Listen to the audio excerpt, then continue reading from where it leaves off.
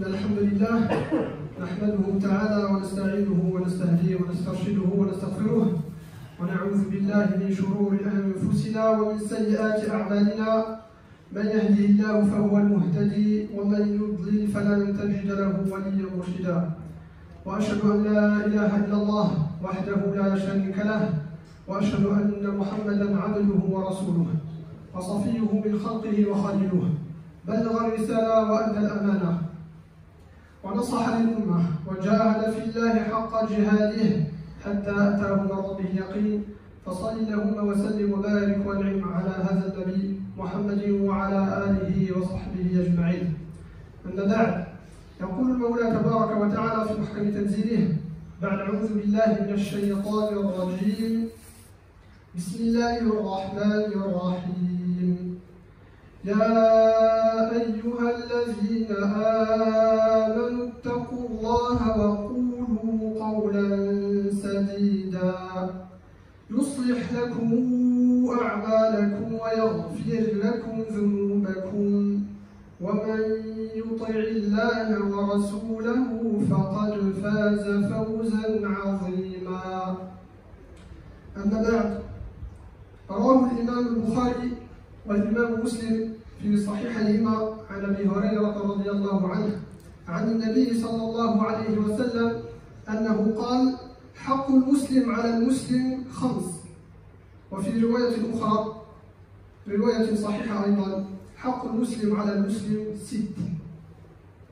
إذا لقيته فسلم عليه، إذا لقيت أخاك فسلم عليه، وإذا دعاك فأجبه، وإذا استنصحك إذا طلب منك النصيحة فانصحه، وإذا عطس فحمد الله فشمته، وإذا مرض فعده، وإذا مات فاتبعه.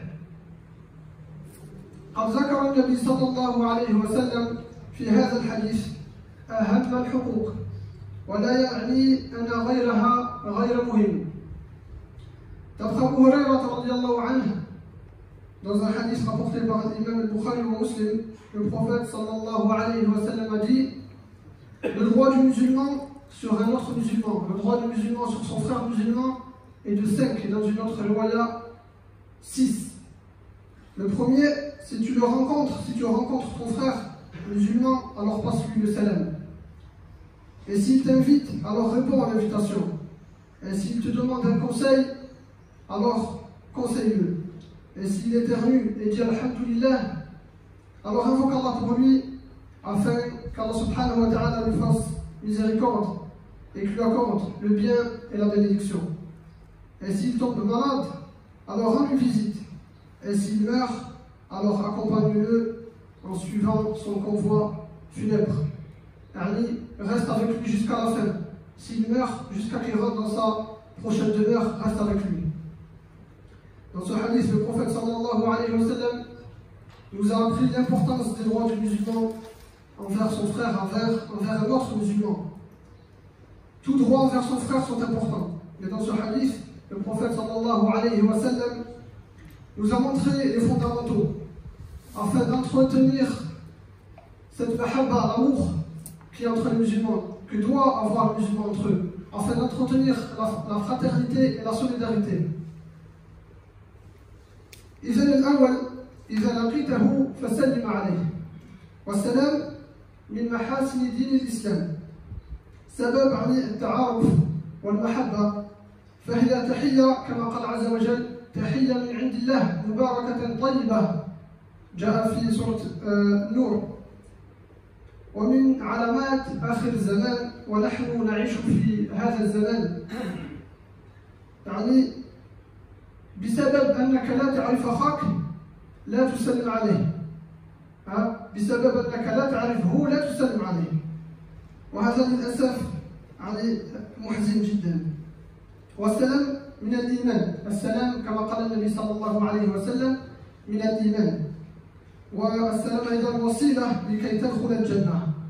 وكيف ذلك؟ نعم، قال النبي صلى الله عليه وسلم في سنن أبي داود وغيره عن أبي هريرة رضي الله عنه قال: والذي نفسي بيده والذي نفسي بيده لا تدخلوا الجنة حتى تؤمنوا لا تدخلوا الجنة حتى تؤمنوا ولا تؤمنوا حتى تحابوا أفلا أدلكم على شيء إذا فعلتموه تحاببتم كما قال النبي صلى الله عليه وسلم. قالوا الصحابة بلى يا رسول الله، فقال أفشوا السلام بينكم. Aujourd'hui, on verra sur les 6 points que 2 points, car nous n'avons pas le temps d'argumenter tous ces points, donc on verra que 2 points sur ces 6, que 2 droits que ton frère musulman a sur toi. Donc le premier, si tu rencontres ton frère musulman, passe-lui le salam. Le prophète sallallahu alayhi wa sallam nous dit, si tu rencontres ton frère musulman, passe-lui le salam. Et le salam fait partie des vertus de cette religion. C'est aussi une cause pour s'aimer, c'est une cause de mahabba. Allah nous dit dans le Coran, pour se passer le salam c'est une salutation agréable. Mubarakatan tayyiba, qala Allah azza wa jalla. Béni et agréable. Et parmi les signes de la fin des temps, et nous vivons en plein dedans, en plein ces signes-là, le prophète sallallahu alayhi wa sallam nous dit, viendra un temps à la fin des temps où, parce que les musulmans ne se connaissent pas entre eux, ils ne se passent pas le salam. Mais salam, si vous rencontrez un frère dans la rue, vous ne le connaissez pas donc, et subhanallah, la majorité des gens, des musulmans qu'il y a sur cette surface de la terre, vivent cette action-là. Vu que tu ne connais pas ton frère, tu ne le connais pas du tout, donc tu ne passes pas le salam. Et regardez jusqu'où on va penser. Si ton frère te passe le salam alors que tu ne le connais pas, tu vas te dire, subhanallah, il m'a dit salam alaikum. Je le connais d'où je l'ai vu quelque part, d'où je le connais. Regardez jusqu'où on est venu à penser. Vu que tu ne connais pas ton frère, tu ne lui passes pas le salam. Et non, subhanallah, on est la seule religion où, quand tu salues ton frère, tu viens de hasanat. Et c'est comme ça qu'il faut voir. Il faut voir la vie avec les lunettes de l'akhira. Quand tu dis salam alaikum, tu as dit hasana. Quand tu dis salam alaikum wa rahmatullah, 20 hasana. Quand tu dis salam alaikum wa rahmatullah wa barakatuh, 30 hasana. C'est comme ça qu'il faut penser à son compte de l'akhira, le compte de l'akhira, le compte des hasanat. C'est comme ça qu'il faut penser. Et c'est avec les lunettes et la vision de l'akhira qu'il faut penser. Et le salam fait partie de la foi, comme je l'ai dit. C'est un moyen et une façon pour être au paradis bismillah. Le prophète sallallahu alayhi wa sallam nous dit, par celui qui détient mon âme dans sa main. Le prophète sallallahu alayhi wa sallam, c'est rare quand il jure comme ça, c'est pour montrer l'importance de son discours. Par celui qui détient mon âme dans sa main, vous ne rentrerez jamais au paradis tant que vous n'aurez pas véritablement la foi, tant que vous ne compléterez pas véritablement votre foi. Et vous n'aurez pas véritablement la foi que lorsque vous allez vous aimer entre vous. Pour que vous complétez cette foi-là, il faut que vous vous entraînez. Le professeur Sallam rajouta, Afala adullukum ala shay'in idha fa'altumuhu tahabbtum. Ne vous indiquerai-je pas une chose que si vous la faites, vous allez vous aimer entre vous? Le prophète sallallahu alayhi wa sallam dit, passez-vous le salam, afshu salam baynakum, passez-vous le salam. Aussi simple que ça. Si on veut s'aimer, entretenir cette solidarité, ça commence par là. Si on veut que la Oumma soit forte et solidaire, ça commence par là, mes frères. Par ces droits-là que le prophète sallallahu alayhi wa sallam nous a dit. وأقول قولي هذا وأستغفر الله لي ولكم فاستغفروه فإنه هو الغفور الرحيم.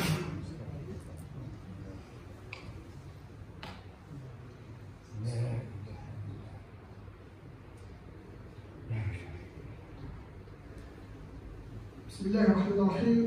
الحمد لله رب العالمين والصلاة والسلام على رسوله الأمين. حق المسلم على المسلم 6 أو كما قال النبي صلى الله عليه وسلم. فالثاني الذي نراه اليوم، وهذا من حق أخيك عليك، إذا دعاك أجبه، إذا دعاك أجبه، إذا دعاك لأي شيء، فليس معنى إذا دعاك لكل شيء، لا، بل إذا دعاك إلى طعام مثلا، أو إذا دعاك إلى مساعدته أو معاونته وغير ذلك من الأشياء المباحة طبعا. ومن آداب المدعو آداب الذي ندعوه أن يعتذر إذا لم يستطيع الحضور، أن يقول مثلا شكرا لدعوتك ولكن أنا لا أستطيع اليوم أن أتي عندك أو غير ذلك. Donc parmi les droits de ton frère envers toi, et c'est le deuxième que nous allons faire aujourd'hui, s'il t'invite, si ton frère t'invite, alors réponds à l'invitation. Réponds à son invitation. Bien sûr, allez, que s'il t'invite pour des choses autorisées, s'il t'invite à désobéir à Allah, s'il t'invite à autre chose, hein, tu dois aller, pas répondre, tu ne dois pas répondre à cette invitation-là. S'il t'invite par exemple à manger, s'il t'invite à boire un café, hein, s'il te demande de venir l'aider, à pousser sa voiture en panne, à apporter des courses, etc. S'il t'invite, il te demande de venir l'aider, réponds à l'invitation. Et le prophète sallallahu alayhi wa sallam a dit, dans une traduction approximative, je préfère aider mon frère musulman, être avec lui, l'aider, pour ce qu'il dit, je préfère aider mon frère musulman, être avec lui et le soutenir, que d'adorer ou de rester à la mosquée et montrer du doigt au prophète sallallahu alayhi wa sallam Masjid al-Nabawi. Il préférait, pour montrer la valeur et les droits que nous avons chacun envers les autres. Et parmi les bons comportements de l'invité, même s'il ne peut pas répondre, au moins qu'il dise merci pour ton invitation, mais je ne vais pas pouvoir répondre aujourd'hui. Au moins qu'il puisse répondre. Parce que maintenant, de nos jours, tu invites des gens, ils ne te répondent même pas. Tu envoies des SMS, ils ne te répondent même pas. C'est la moindre des choses à faire. C'est de répondre en disant que tu ne peux pas pour une prochaine fois. فالحمد لله الخير موجود في أمتنا ولكن نعيش في زمان نفسي فعلينا أن نحيي هذه الآداب المستحبة التي تؤلف بين قلوبنا. Ces bons comportements-là, ces droits que nous avons envers chacun, que tu as, toi mon frère, envers ton autre frère, sont malheureusement en train de se perdre. Tous ces droits-là, les 6 que je vous ai cités, malheureusement, et plus particulièrement, excusez-moi, les 2 que je vous ai cités là, que j'ai argumenté aujourd'hui, sont en train de se perdre. Avec le temps, on est en train de perdre ces valeurs-là qui sont fondamentales pour souder cette communauté, pour entretenir cette solidarité et cette fraternité. Nous vivons dans une époque, comme je le disais, où c'est nafsi, chacun pour soi, hein, où ton frère va te répondre, excuse-moi mon frère, j'ai plus le temps. C'est pas qu'il a plus le temps, c'est qu'il ne veut pas trouver le temps. Hein, c'est une grande différence. Il ne veut pas trouver le temps pour toi. Pour ces choses-là qui sont essentielles et fondamentales, comme je disais, pour entretenir cette mahabba entre nous. Enfin, le prophète sallallahu alayhi wa sallam insistait beaucoup sur la fraternité, sur le fait que les musulmans devaient être entre eux soudés, hein, et patienter les uns envers les autres.